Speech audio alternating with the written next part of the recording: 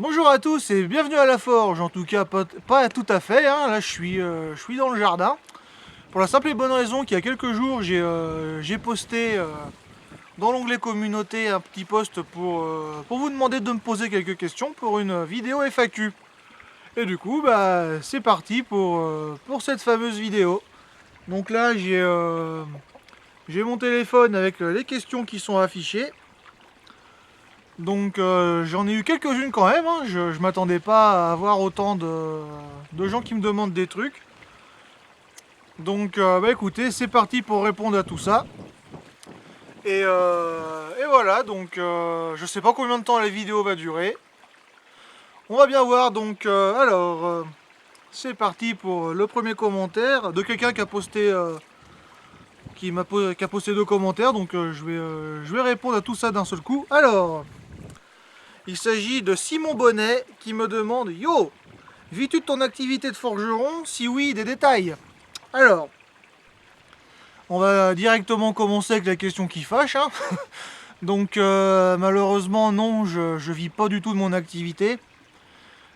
Donc je vais pas m'étaler sur ma vie privée, mais pour faire simple, on va dire que j'ai pas tellement d'activité professionnelle du tout. C'est très compliqué, hein, je vais pas vous le cacher. Donc malheureusement non, je ne vis pas du tout de mon activité à la forge. Il m'arrive des fois de faire des marchés ou autres, mais on va dire que si j'étais payé en compliments, je serais très très riche. Mais malheureusement, bah, les compliments, ça remplit pas une assiette. Donc bon, voilà. Bah, pour vous donner une idée, hein, en décembre dernier, j'ai fait plusieurs marchés de Noël, j'en ai fait 3 ou 4. J'ai juste vendu un seul pendentif à 5 euros, c'est tout. Donc bon, voilà, c'était assez déprimant, on va dire. Mais bon, je baisse pas les bras. Ça peut décoller. D'ailleurs, c'est une raison pour laquelle j'essaye d'atteindre les 1000 abonnés sur YouTube. Car ça va être après ce palier-là que je vais pouvoir commencer à demander la monétisation de mes vidéos. Parce que là, pour le moment, bah, même mes vidéos, en fait, je les fais, mais je gagne pas le moindre centime dessus. Donc voilà. Enfin bref, je vais pas m'étaler sur le sujet, hein. Voilà, c'est juste pour dire que non. Mon activité, pour le moment, ne me rapporte absolument rien du tout. Du coup, la deuxième question de Simon qui m'a aussi demandé: que penses-tu de Etsy pour vendre des créas et se faire connaître? Alors du coup, bah, comme vous le savez, hein, je suis sur Etsy. Et bah, le problème avec Etsy, hein, c'est que c'est comme tout, hein, il faut avoir pas mal de chance pour réussir à se faire connaître. Donc moi personnellement, c'est sur Etsy que j'ai fait le plus de ventes entre guillemets, hein. Généralement c'est aux alentours de Noël, ça se réveille un petit peu. C'est rien de folichon, hein, mais bon. Voilà, mais c'est aussi un peu de ma faute. Il va falloir que je me prenne une bonne journée pour faire une refonte entière de ma boutique. Régler les mots-clés et tout, parce que c'est comme sur YouTube. En fait, Etsy, ça fonctionne beaucoup sur des algorithmes. Donc voilà, il faut réussir à trouver les bons mots-clés, etc. Pour se faire connaître. Mais sinon, du moins personnellement, c'est la seule plateforme que je connaisse qui permette de vendre aussi librement, entre guillemets, nos créations. Donc si jamais vous hésitez à faire une boutique Etsy, bah n'hésitez pas, de toute façon vous avez rien à perdre à essayer. C'est comme se lancer sur YouTube ou autre, hein, tant qu'on démarre pas, bah on peut pas se faire connaître, hein, c'est malheureusement comme ça que ça marche. Donc voilà, donc Simon, si tu as envie d'ouvrir une boutique Etsy, bah n'hésite pas, mais par contre, voilà, faut essayer de trouver les moyens d'exploiter l'algorithme. Chose que moi personnellement je suis très mauvais à faire, donc voilà. Bon, alors maintenant que j'ai perdu toute crédibilité en tant que forgeron professionnel, c'est parti pour continuer avec les questions. Donc, eh ben, on va continuer sur les questions qui fâchent, hein. Alors, Libegift, et si c'est pas comme ça que ça se prononce, bah, excuse-moi, hein. n'hésite pas à me dire en commentaire comment se prononce ton pseudo. Qui me demande, question sur la soudure au feu. Comment préparer les pièces? Quand mettre le borax? Quelle température pour souder? Peut-on le faire simplement au marteau, sans marteau pilon? Alors, je vais répondre à cette question, mais il faut savoir une chose, c'est que mes connaissances en ce qui concerne la soudure à la forge sont principalement théoriques. Je n'ai jamais réellement pratiqué ça, notamment quand j'étais en formation d'ailleurs, j'en reparlerai un peu plus tard par le biais d'une autre question. Mais on n'a jamais abordé le sujet de la soudure à la forge, car on n'a jamais eu le temps, quoi. Donc tout ce que je sais de la pratique, c'est purement théorique, donc je vais te dire ce que je sais, hein.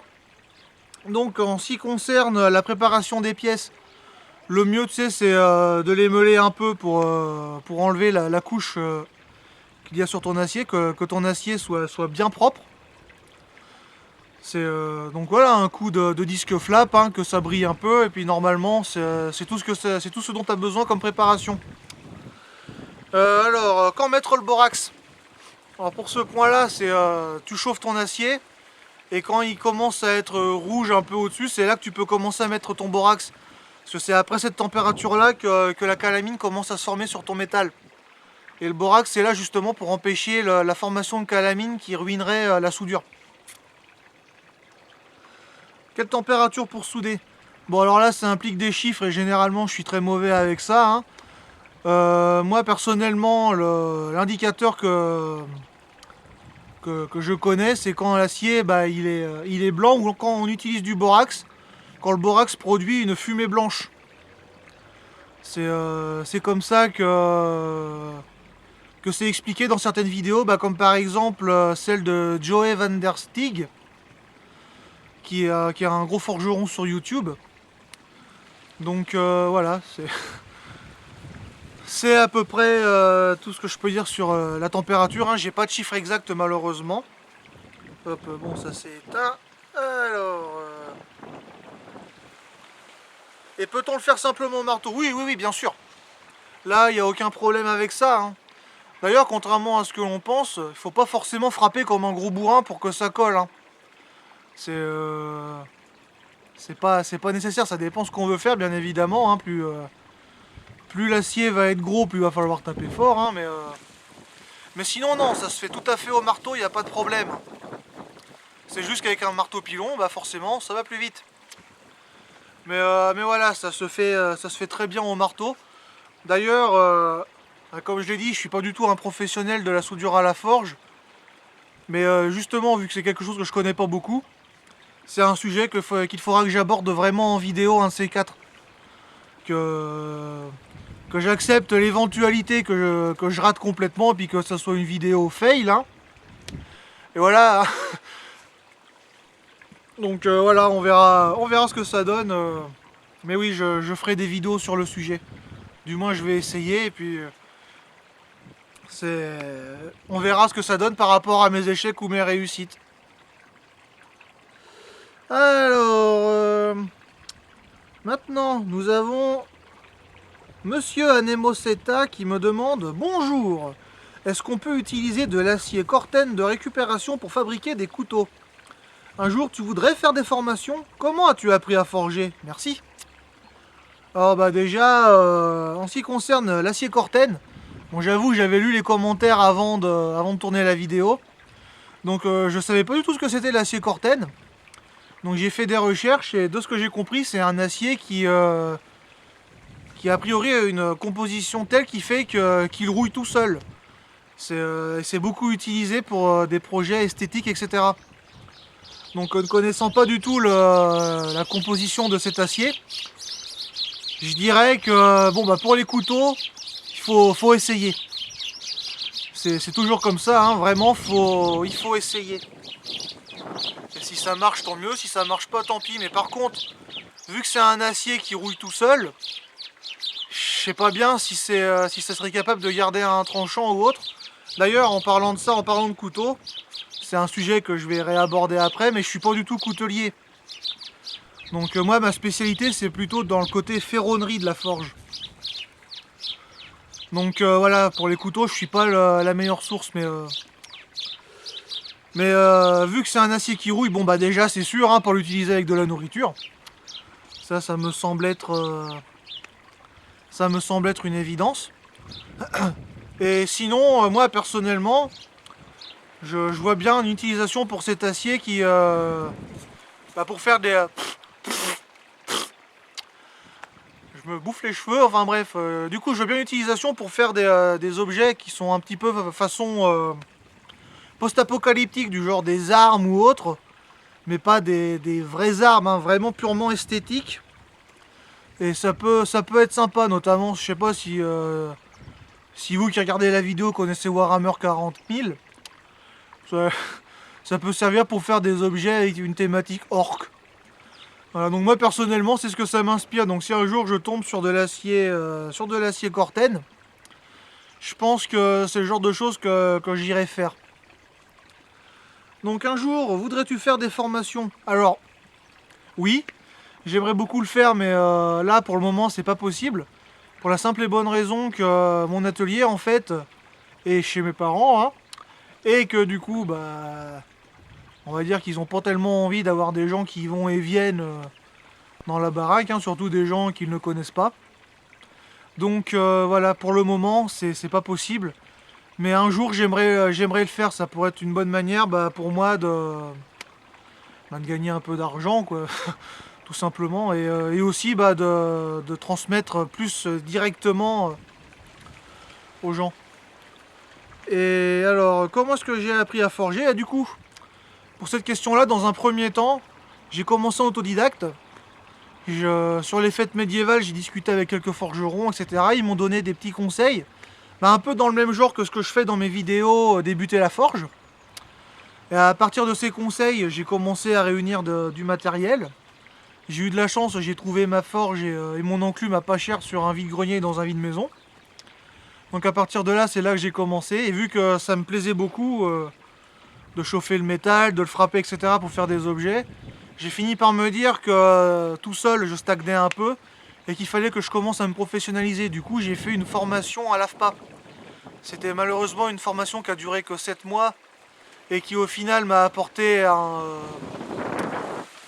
certificat professionnel qui malheureusement ne m'apporte pas grand chose parce que bon, les entreprises de ferronnerie ou autres veulent pas de moi parce que j'ai pas assez d'expérience. Ce qui est aussi une raison pour lesquelles niveau boulot pour moi c'est pas facile. Parce que forcément quand les gars dans les entreprises ils recherchent un gars qui a 15 ans d'expérience et que moi j'ai seulement 7 mois en formation, bah c'est pas simple de se faire embaucher quoi. Bon, enfin bref, du coup voilà c'est comme ça que j'ai commencé, puis maintenant bah, me voilà sur YouTube à partager le peu de savoir que j'ai. Bah voilà, c'est comme ça que j'ai appris à forger. Du coup, on va passer à la prochaine personne. Donc, Sophie Monette Boisvert qui me demande combien de temps tu travailles le fer. Alors, bah, ça va faire à peu près 4 ou 5 ans. Donc, il y a 4 ou 5 ans, j'ai commencé en autodidacte, comme je viens de vous dire. Et ensuite, eh bah, j'ai commencé à vouloir me professionnaliser. Donc, voilà. C'est à peu près mon parcours en ce qui concerne la forge. Alors maintenant, une question de Lefebvre Cédric qui me demande question sur l'acier de récupération. Les fers à béton de gros diamètre peuvent-ils être utilisés en coutellerie? Surtout, est-il possible de les tremper eau ou huile? Alors, bah, une fois de plus, la coutellerie, c'est pas du tout ma spécialité. Par contre, en ce qui concerne le fer à béton, ce que je peux dire, c'est que je vois beaucoup de vidéos, il y a des forgerons qui vont dire oui c'est bon on peut l'utiliser, d'autres qui vont dire non le fer à béton c'est de la merde. Donc à partir de là c'est compliqué vu qu'il y a plusieurs sons de cloche. Mais ce que je peux vous dire sur le fer à béton c'est que généralement ce sont des déchets de métaux qui sont refondus puis remis en barre. Donc on peut très bien tomber sur des zones où ça va être que de l'acier doux, et des fois on va tomber sur de l'acier carbone. Donc le fer à béton, c'est un petit peu prendre un pari sur quoi on va tomber en fait. C'est l'inconvénient. En ce qui concerne la trempe, bon bah une fois de plus, hein, vu que moi je suis plutôt ferronnier, c'est pas quelque chose que je pratique beaucoup malheureusement. Mais ce que je peux vous dire, c'est que je pense que le mieux c'est d'utiliser l'huile. L'eau, vu que c'est plus agressif pour une trempe, je pense que l'huile c'est le meilleur pari pour faire des tests de trempe. Mais voilà, donc, mais sinon, ouais, pour utiliser le fer à béton, je pense que oui, tu peux essayer, mais il faut savoir que tu as des chances de tomber sur une zone qui ne sera pas adaptée pour faire des bonnes lames. Mais ça se tente, hein. Après, il y a plein de forgerons sur YouTube qui te font des katanas ou d'autres trucs avec du fer à béton. Et ça a l'air de bien marcher, hein, si tant est qu'ils changent pas leur acier entre temps dans la vidéo puis qu'on n'en voit rien.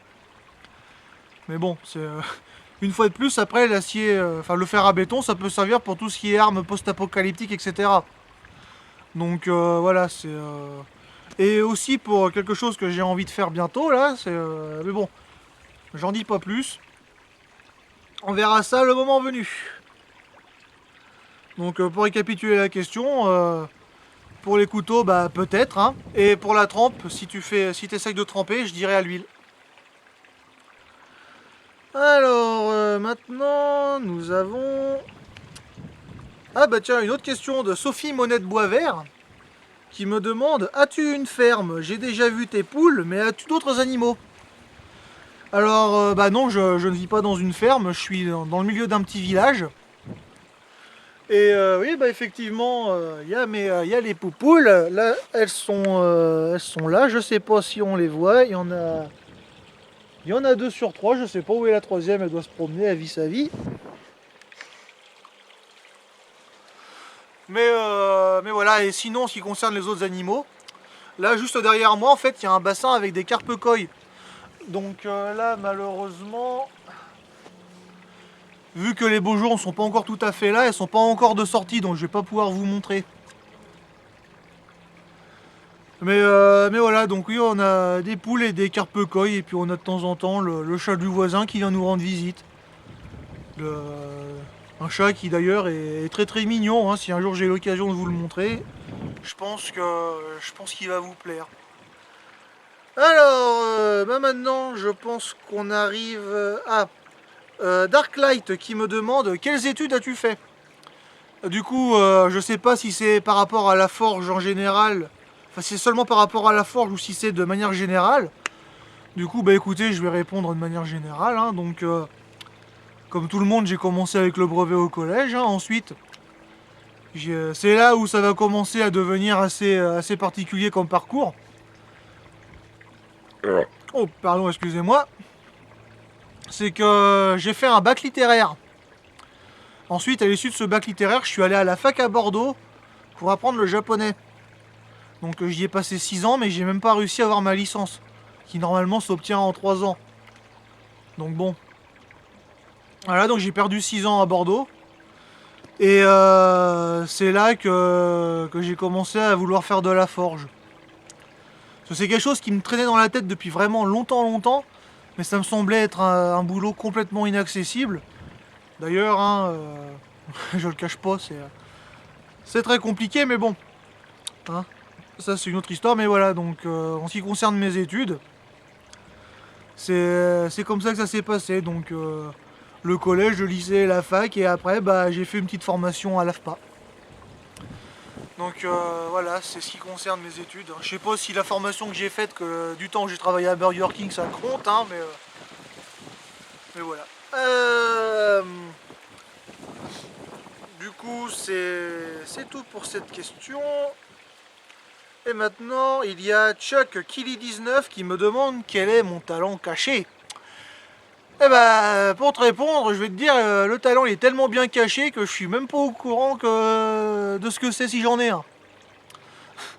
Mais plus sérieusement, fut un temps, avant de me lancer dans la forge, je faisais ce qu'on appelle du papercraft. Donc en gros, il s'agit de sculptures en 3D faites à partir de papier. Donc je vais vous mettre quelques photos de créations que j'ai faites par le passé, qui d'ailleurs m'avait fait connaître un petit peu dans ce milieu, mais vu que c'est quelque chose qui rapporte pas le moindre centime pour des raisons légales, bah voilà, j'ai jamais continué là-dedans, mais pourtant c'est vraiment ma passion première, on va dire. Mais bon, voilà, si je devais parler d'un talent caché, je dirais que c'est ça. Et voilà, donc je regarde si j'ai pas loupé des questions. Non, c'est bon, j'ai fait le tour. Donc, bah voilà, du coup, ce qu'il y a à retenir, c'est que même si je fais plein de vidéos sur la forge, bah je connais pas grand chose en ce qui concerne la coutellerie. Hein. Je sais pas faire de la soudure au feu, mais ça va changer hein, pour les deux, parce que bon, va falloir que je m'y mette. Que j'ai eu une formation à l'AFPA, enfin bref, ce genre de choses. Et voilà, bah du coup, écoutez, je pense que c'est ici que je vais arrêter ma première vidéo FAQ. Hein. J'espère que ça vous a plu. Si c'est le cas, eh bien, n'hésitez pas à laisser un pouce bleu, un commentaire. Si jamais vous avez d'autres questions ou des suggestions, bah n'hésitez pas. Hein. Là, cette fois-ci, contrairement à ce cas de figure, je vais vous répondre. Hein. D'ailleurs, ça a été très compliqué pour moi de ne pas répondre aux commentaires. J'ai tellement l'habitude que voilà, c'est... Et voilà, bon, en tout cas, merci à tous ceux qui ont posé des questions, c'est vraiment super. Voilà, donc j'espère que mes réponses vous ont convaincu. Et que je me suis pas complètement décrédibilisé à vos yeux. Après, on a tous nos spécialités. Enfin bref, je divague. Alors, du coup, est-ce que j'en étais? Oui, du coup, bah, voilà, commentaire. Si jamais le contenu de ma chaîne vous plaît, eh ben, n'hésitez pas à vous abonner à la chaîne. Hein, et c'est aussi très important pour que ma chaîne grandisse et me permette d'atteindre au moins les 1000 abonnés pour que je puisse commencer à monétiser ma chaîne. Hein. Bon, j'insiste un petit peu là-dessus, mais voilà, c'est important. Sinon, bah, j'ai aussi un Instagram et une boutique Etsy, lien dans la description de la vidéo.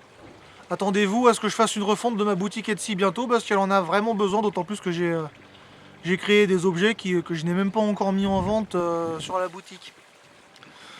Enfin bref, du coup, bah voilà, moi je vous souhaite une bonne journée, je vous dis à la prochaine vidéo, allez, salut tout le monde!